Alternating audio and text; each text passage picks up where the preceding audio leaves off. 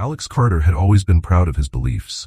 The 16-year-old high school junior wasn't shy about showing his support for what he thought was right, even when it wasn't popular. One crisp Monday morning, Alex decided to wear his red MAGA hat to school. To him, it wasn't just a hat. It was a symbol of his freedom to express himself. However, Principal Linda Grant didn't see it that way. Known for her strict policies against anything she deemed divisive, Linda confronted Alex the moment she saw him in the hallway. "Remove the hat, Alex, or face the consequences," she said firmly. But Alex stood his ground, calmly reminding her of his rights. This led to a heated exchange that ended with Alex being suspended for 3 days. What Linda didn't know was that Alex's father, Charles Carter, wasn't just any concerned parent. He was the chair of the school board, and when Charles found out about the suspension, he was determined to stand by his son and teach the school a lesson about free speech. Before we dive into this story of courage, integrity, and unexpected twists, make sure to like, subscribe, and hit the notification bell so you won't miss more stories that challenge injustice and celebrate standing up for what's right. Alex Carter had always been a fiercely independent teenager, the kind of young man who wasn't afraid to speak his mind, even when it meant standing alone. Growing up in a household that valued personal responsibility, integrity, and free speech, Alex learned from his father, Charles Carter, that principles mattered more than popularity. Charles, a respected businessman and chair of the local school board, often discussed current events with Alex, encouraging him to think critically and stand firm in his beliefs. It was this upbringing that gave Alex the confidence to wear his red MAGA hat to Liberty High School one Monday morning. For Alex, the hat wasn't about creating conflict. It was about proudly expressing his values and the lessons his father had taught him. He knew that not everyone at school would agree with his choice, especially in a district known for its progressive leanings. But Alex believed in his constitutional right to free speech and wasn't willing to hide his beliefs to avoid potential backlash. When Alex entered the school building, his presence immediately caused a stir.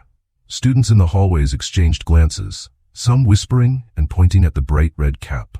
It wasn't the first time Alex had expressed his conservative views, but the MAGA hat was a bold statement, even for him. By the time he reached his locker, word of his accessory had already spread. Principal Linda Grant was a firm believer in fostering what she called a safe and inclusive environment, though many students and parents felt her policies often silenced differing opinions. When Linda heard about Alex's hat from a student, she wasted no time addressing the situation. Spotting him in the hallway, she approached with an air of authority. "Alex, can I speak with you for a moment?" she said, her tone sharp and unyielding. Alex turned to face her, standing tall. "Yes, Principal Grant?" Linda gestured toward the hat. "I'm going to need you to remove that hat. It's disruptive and goes against our school's policies on maintaining a respectful and neutral environment." Alex's expression remained calm but resolute. "With all due respect, Principal Grant, this hat is an expression of my beliefs. I'm not violating the dress code and I have a right to wear it." Linda's brow furrowed, her frustration evident. "That hat represents divisive politics, Alex. It's causing a distraction among your peers, and I won't allow it." Alex didn't flinch. Respectfully, "The Supreme Court has ruled that students don't lose their free speech rights at school. I'm not trying to distract anyone. I'm just wearing a hat." The tension in the hallway was palpable as students gathered at a distance, watching the standoff. Linda, sensing her authority was being challenged, folded her arms. "Alex, I'm giving you one last chance to take it off, or you'll face disciplinary action." Alex hesitated for a moment, his mind racing. He knew the consequences could be serious, but he also knew he couldn't back down without compromising his principles. "I'm sorry, Principal Grant, but I won't take it off." True to her word, Linda issued a suspension on the spot, instructing Alex to leave the premises immediately. As Alex walked out of the school, the whispers and murmurs of his classmates followed him. Some admired his courage, while others condemned his defiance. Later that evening, Alex sat at the dinner table with his parents, recounting the day's events. Charles listened intently, his jaw tightening as Alex described the confrontation. "She suspended you for wearing a hat?" Charles asked, his tone incredulous. Alex nodded. "She said it was divisive and distracting. I told her I wasn't breaking any rules, but she wouldn't listen." Charles leaned back in his chair, his expression a mix of frustration and determination. "This isn't just about the hat, Alex. It's about your rights. If the school is willing to punish you for expressing your beliefs, then they're violating your freedom of speech." Alex's mother, Sarah, placed a reassuring hand on her son's shoulder. "You did the right thing, honey. We're proud of you for standing up for what you believe in." Charles nodded in agreement. "We're not going to let this slide. As chair of the school board, I have a responsibility to ensure that every student's rights are protected. Principal Grant has overstepped her authority, and we're going to address this." The next morning, Charles drafted an official request for a meeting with the school board, outlining the details of Alex's suspension and the potential violation of his constitutional rights. He also reached out to other parents in the community, many of whom shared his concerns about the growing restrictions on free speech at the school. Meanwhile, Alex's story began to spread on social media, sparking a heated debate. Some praised him for standing up to authority, while others sided with Linda, arguing that symbols like the MAGA hat had no place in a school environment. As the controversy gained momentum, Charles prepared for what would become a pivotal moment, not just for Alex, but for the entire school community. The Carter family had no idea how far-reaching the consequences of this battle would be, but they were ready to stand firm in their beliefs, no matter the cost. The suspension of Alex Carter for wearing his MAGA hat sent shockwaves through the school and the broader community. The incident rapidly grew into a polarizing topic of discussion, fueled by both personal grievances and broader political undertones. Principal Linda Grant, steadfast in her decision, believed she had done what was necessary to maintain harmony within Liberty High School. However, she was unprepared for the backlash that would follow. Linda wasted no time in drafting a formal report for the upcoming school board meeting. Her account focused on the disruptive nature of Alex's actions, citing complaints from a handful of students who claimed the MAGA hat made them feel uncomfortable. She included a statement emphasizing her commitment to creating an inclusive and distraction-free environment, arguing that her decision was in the best interest of the student body. Meanwhile, Alex's suspension letter began circulating on social media, courtesy of classmates who supported his stance. The narrative took on a life of its own. Supporters hailed Alex as a young advocate for free speech, while detractors labeled him a provocateur. Alex, for his part, remained quiet, focusing on his schoolwork from home and allowing his father to lead the charge. Charles Carter, both furious and methodical, prepared for the upcoming school board meeting. He reviewed the school's policies meticulously, noting the lack of any rule prohibiting political symbols like the MAGA hat. As the chair of the board, Charles knew this battle wasn't just about his son. It was about setting a precedent for the protection of students' rights. Linda, meanwhile, was facing internal challenges. The school's faculty were divided on the issue, with some teachers privately supporting Alex's right to free speech, while others backed Linda's decision. The whispers of discontent among her staff added another layer of complexity to an already tense situation. On the day of the school board meeting, Charles arrived early, armed with evidence and a calm but firm resolve. He greeted fellow board members, careful not to let his personal connection to the case cloud his professionalism. The atmosphere in the room was tense. Parents, students, and community members packed the audience, eager to witness the confrontation. Linda's presentation came first. She outlined her rationale, reiterating that the MAGA hat represented divisive politics and disrupted the school's harmony. "My responsibility is to ensure that every student feels safe and included," Linda said, her voice steady. "Allowing political symbols in the classroom sets a dangerous precedent. This is about maintaining a learning environment, not silencing anyone." Charles waited patiently for his turn to speak, his demeanor calm but his gaze unwavering. When he finally rose, he began by highlighting the school's own code of conduct, pointing out that Alex had not violated any rules. "The issue here is not about creating a safe environment. It's about the overreach of authority and the infringement on my son's constitutional rights," he said, his voice measured but firm. "The First Amendment protects freedom of speech, and that includes political expression." The room fell silent as Charles continued, addressing both the board and the community. "We cannot allow personal biases to dictate school policy. If we silence one viewpoint, we set a dangerous precedent for silencing others. Today it's a MAGA hat. Tomorrow it could be a pride flag or a Black Lives Matter shirt. Where do we draw the line?" Linda, visibly uncomfortable, interjected. "Charles, this is not about bias. It's about maintaining order and preventing divisiveness." Charles turned to face her directly. "Linda, maintaining order does not mean suppressing individual freedoms. Schools should teach students to engage in dialogue, not stifle it. Alex's hat was not disruptive until you made it an issue." As murmurs rippled through the audience, the debate intensified. Supporters of Alex cheered Charles's defense, while others questioned whether political symbols belonged in schools at all. The board members, caught in the crossfire, listened intently, aware of the weight their decision carried. Amid the public fallout, Linda's leadership came under scrutiny. Reports surfaced of other instances where students felt their voices had been stifled under her administration. These revelations cast doubt on her claim of impartiality, fueling calls for an investigation into the school's policies and practices. Outside the meeting, reporters and community members engaged in heated debates. Alex, who had accompanied his father to the meeting but remained silent during the proceedings, stood off to the side, observing the unfolding drama. For him, this wasn't about being a hero or a symbol. It was about standing up for what he believed in. By the end of the evening, the board announced they would review the incident further before making a final decision. However, the damage had been done.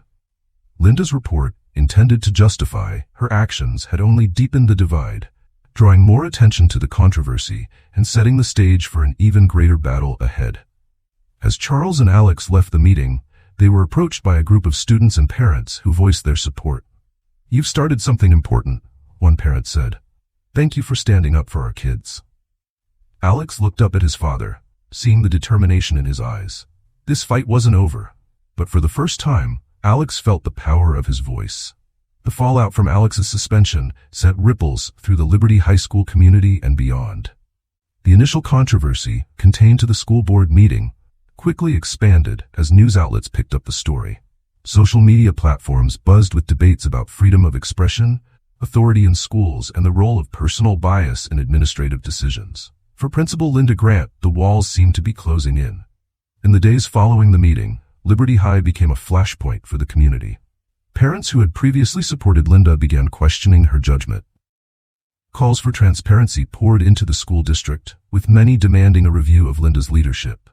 Meanwhile, students organized protests, wearing hats of all kinds to school in solidarity with Alex. Some wore MAGA hats, while others sported symbols from opposite sides of the political spectrum. Emphasizing the importance of free expression, Linda found herself inundated with angry emails and calls, both supporting and condemning her decision. Some parents expressed outrage, accusing her of fostering division instead of unity. Others praised her for taking a stand against what they saw as a harmful symbol. The local news covered the controversy extensively, further polarizing opinions. One evening, as Linda sat at her desk, her assistant, Rachel, knocked lightly before stepping into the room. "Principal Grant, there are reporters outside again," Rachel said hesitantly. "They're asking for a comment about the protests." Linda sighed, her exhaustion evident. "Tell them I have no comment. I need to focus on the students, not the media circus," she replied, her tone sharper than intended. Rachel hesitated before leaving.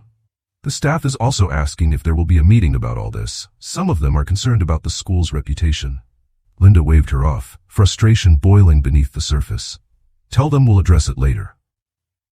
Inside the school, tensions continued to mount. The student body was divided, with some supporting Alex and others siding with Linda.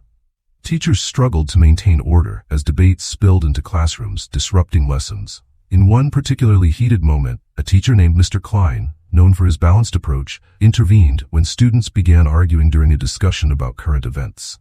"All right, everyone, that's enough," Mr. Klein said firmly. "This classroom is for learning, not shouting matches. If you want to discuss this respectfully, I'll give you time after the lesson." Outside of class, Alex's peers rallied around him, organizing a campaign to support his cause.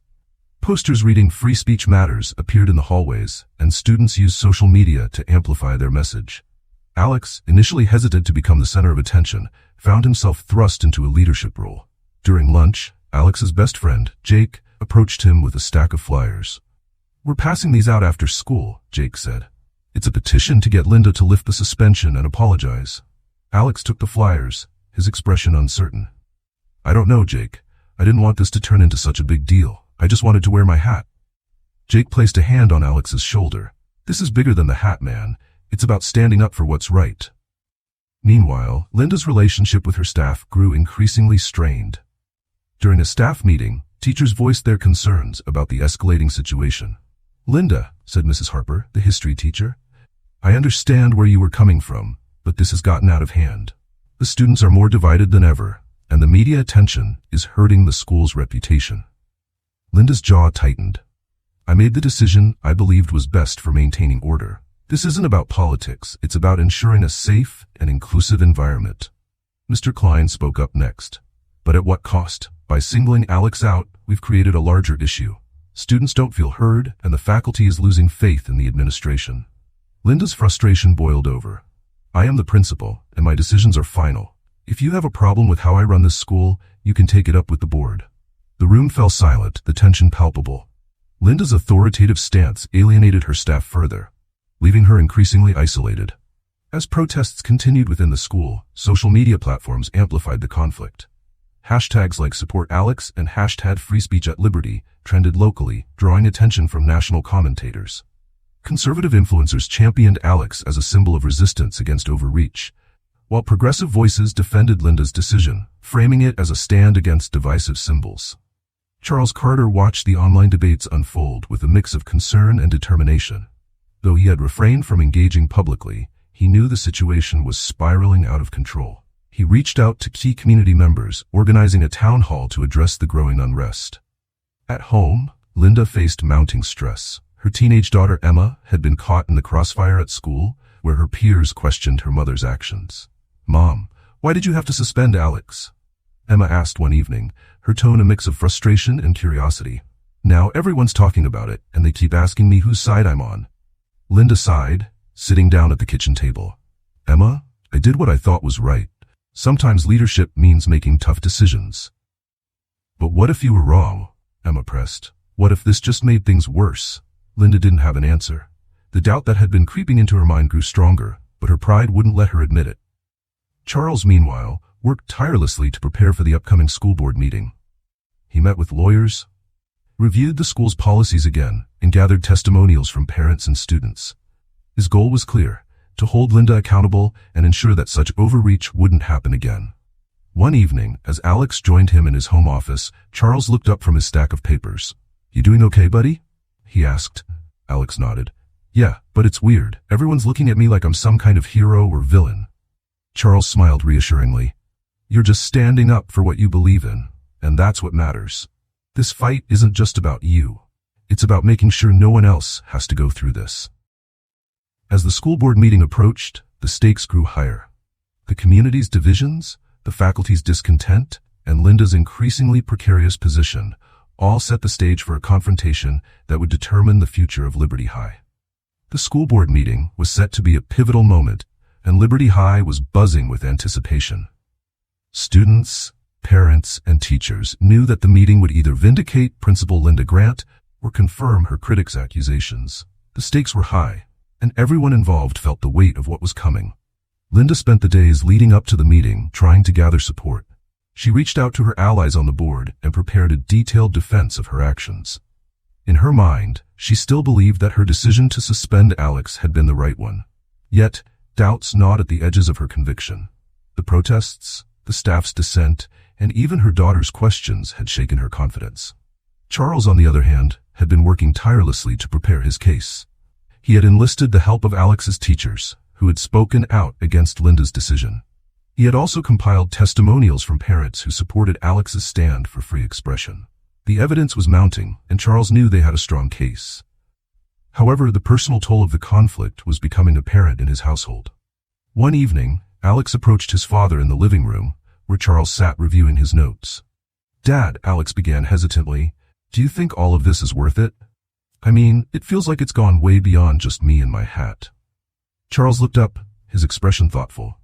"I know it seems like a lot, Alex, but this is about more than just you. This is about standing up for what's right. If we don't challenge this, what's to stop it from happening to someone else?" Alex nodded, but his brow remained furrowed. "I get that, but I never wanted to be in the spotlight like this. Everyone's looking at me like I'm supposed to represent something bigger, and it's overwhelming." Charles leaned forward, placing a reassuring hand on his son's shoulder. "I understand, son, and I want you to know that you don't have to carry this alone. We're in this together, as a family." The evening before the meeting, Linda held a private meeting with the district's superintendent. She was visibly tense as she entered the office, her carefully prepared arguments tucked into a folder. The superintendent, a calm but firm man named Mr. Wallace, listened as Linda presented her case. She spoke about the need for inclusivity, the challenges of managing a diverse student body, and the importance of setting boundaries for what symbols could be displayed in a school setting. When she finished, Mr. Wallace leaned back in his chair, his expression unreadable. "Linda," he began, "I appreciate your commitment to maintaining a positive environment at Liberty High. But this situation has spiraled out of control. Your actions have not only divided the school, but also the community. The board will want to know why this decision was made and how you plan to address the fallout." Linda swallowed hard, realizing that her position was more precarious than she had thought. "I believe I did what was necessary," she said, her voice steadier than she felt. "But I'll address the board and the community as best as I can." The day of the meeting arrived, and the atmosphere was electric. The school board auditorium was packed with students, parents, teachers, and community members. Reporters from local news outlets lined the back wall, their cameras and microphones ready to capture every moment. Alex sat beside his father, his mother, and his younger sister. He felt a mix of nervousness and determination. He had never spoken at an event like this before, but Charles had encouraged him to share his perspective with the board. "Just speak from the heart," Charles had told him. "You don't need to have all the answers. Just tell your story." Linda arrived with her assistant, Rachel, who gave her a supportive pat on the back as they entered the auditorium. Linda scanned the crowd, her eyes briefly meeting Charles's before moving on. She could feel the tension in the room and steeled herself for what was to come. The meeting began with the usual procedural formalities, but it wasn't long before the issue of Alex's suspension was brought to the floor. Charles was the first to speak, presenting a well-organized argument that emphasized the importance of free expression and the need for administrators to remain impartial in enforcing school policies. He highlighted inconsistencies in Linda's decision-making and pointed out that the school's own guidelines did not explicitly prohibit political symbols like Alex's hat. "This isn't just about a hat," Charles concluded, his voice steady and clear. "This is about ensuring that our schools remain places where students can express themselves freely without fear of being punished for their beliefs."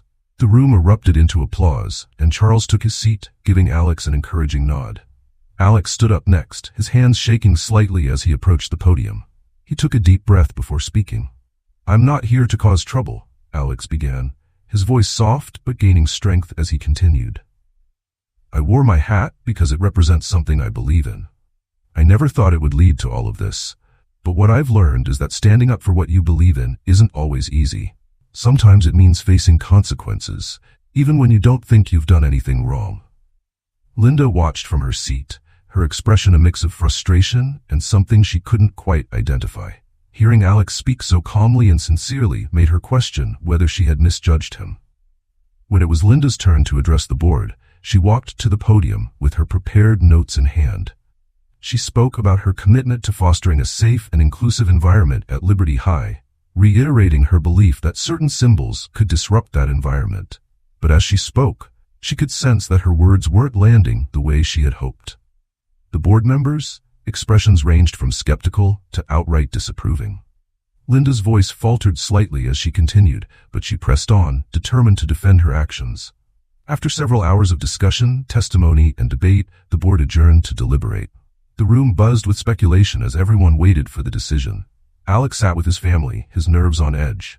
Linda sat alone, her assistant having left earlier in the evening. Finally, the board reconvened. The chairperson, a composed woman in her 50s, addressed the room. "After careful consideration, we have concluded that the suspension of Alex Carter was not consistent with district policies and was an overreach of administrative authority. We are therefore reinstating Alex's record and recommending that Principal Grant undergo additional training on policy enforcement and conflict resolution." The room erupted in applause, and Alex felt a wave of relief wash over him.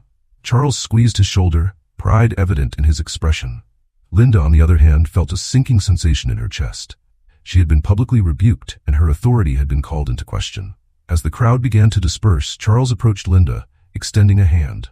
"No hard feelings," he said, his tone measured.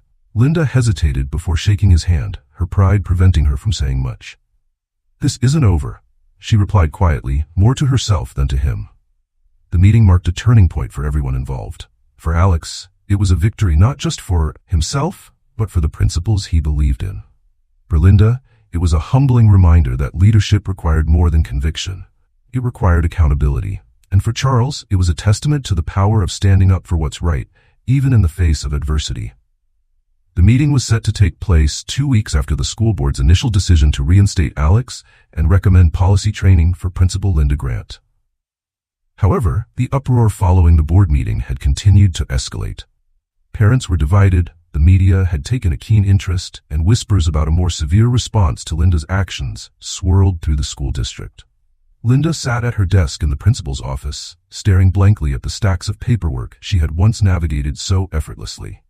For years, she had thrived in her role as an educator and administrator, believing she had the vision and passion to lead a diverse student body.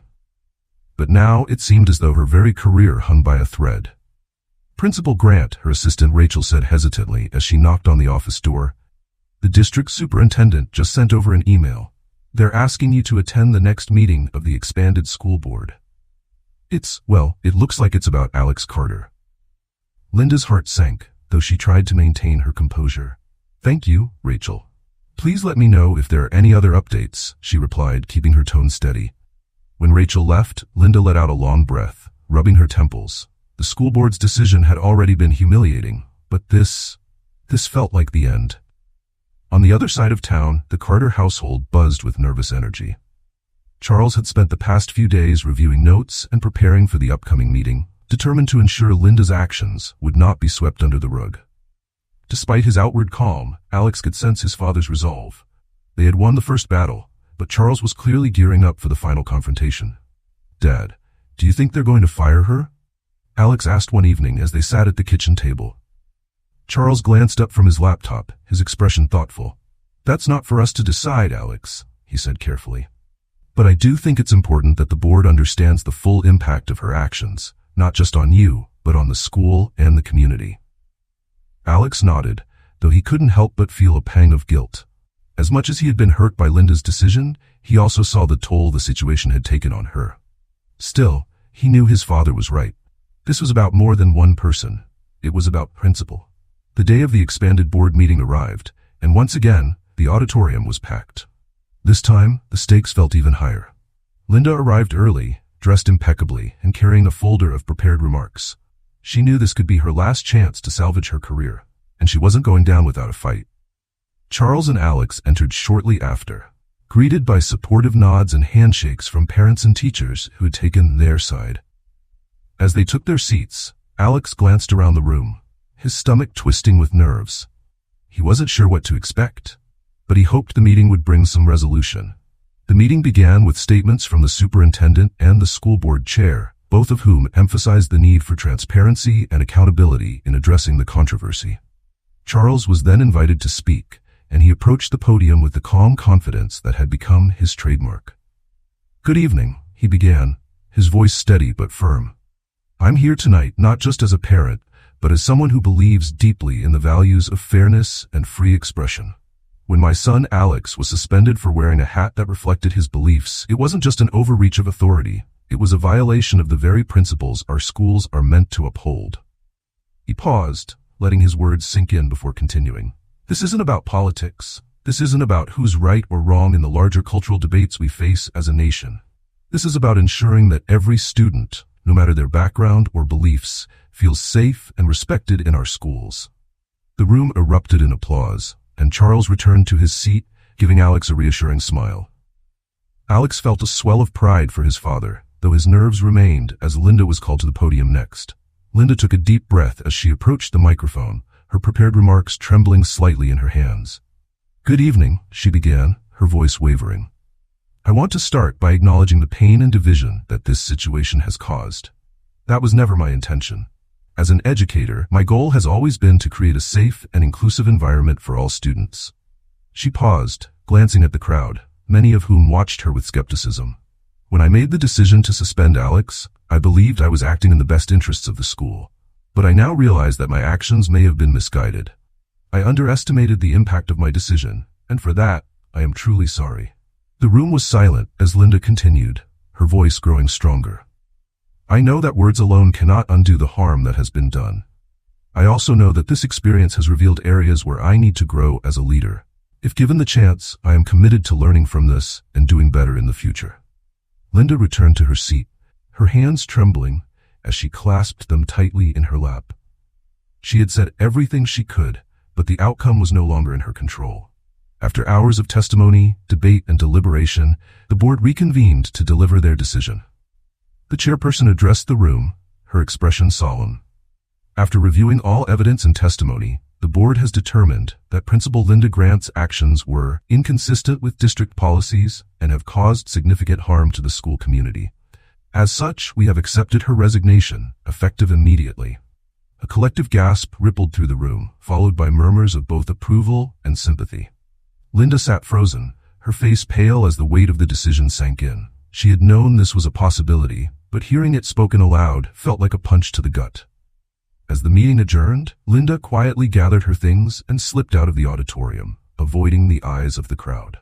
Outside, she paused for a moment, taking a deep breath as the cool night air hit her face. She had lost her job, but in some strange way she also felt a sense of relief. The fight was over, and now she could focus on finding a new path forward. Inside the auditorium, Charles and Alex were surrounded by friends and supporters, many of whom congratulated them on the outcome. But as the crowd thinned, Alex turned to his father, his expression pensive. "Do you think she'll be okay?"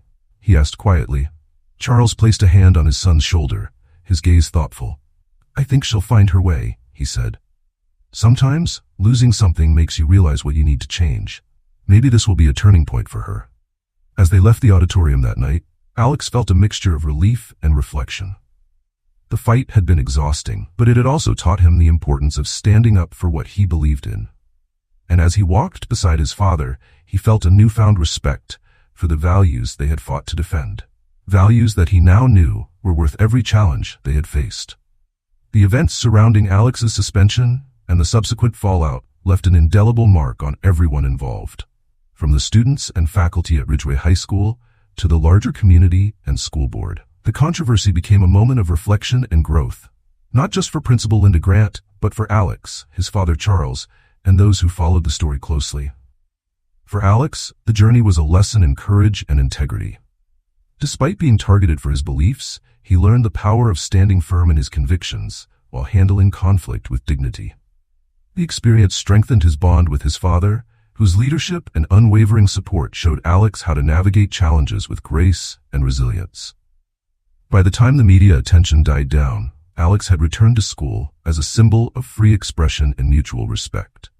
Linda's resignation marked a turning point in her life. While the decision to step down was painful, it forced her to confront the biases that had led to her actions. In the months following her departure, Linda sought opportunities to grow and rebuild her career, enrolling in training programs focused on inclusive leadership and conflict resolution. She later admitted that while losing her position had been devastating, it had also opened her eyes to the importance of listening and learning from others' perspectives. The broader school community took away lessons of its own. The board implemented new policies aimed at fostering open dialogue and ensuring that staff members received better training on handling sensitive issues. These changes, though born out of controversy, helped create a more supportive and understanding environment for students and teachers alike. As for Charles, the experience deepened his commitment to ensuring that schools remain places where all students feel valued and empowered to express themselves. He worked closely with the board to implement initiatives that emphasized respect for differing viewpoints, believing that education should be a unifying force, not a divisive one. Months later, during a quiet family dinner, Charles asked Alex, "What did you take away from all this?" Alex paused, thinking, "That standing up for yourself isn't just about proving you're right. It's about making sure everyone has a chance to be heard, and maybe even helping others see things differently." Charles smiled, proud of the maturity his son had shown throughout the ordeal. "That's a lesson a lot of adults still need to learn," he said. In the end, the events at Ridgeway High School served as a reminder of the challenges and rewards of living in a diverse society. They showed that while disagreements and mistakes are inevitable, they can also be opportunities for growth and understanding. For Alex and his family, the experience reinforced the values they held dear, leaving them stronger and more united than ever. Before we go, let us know, have you ever stood up for something you believed in, even when it wasn't easy? Share your story in the comments, and don't forget to like, subscribe, and hit the notification bell for more thought-provoking tales like this one.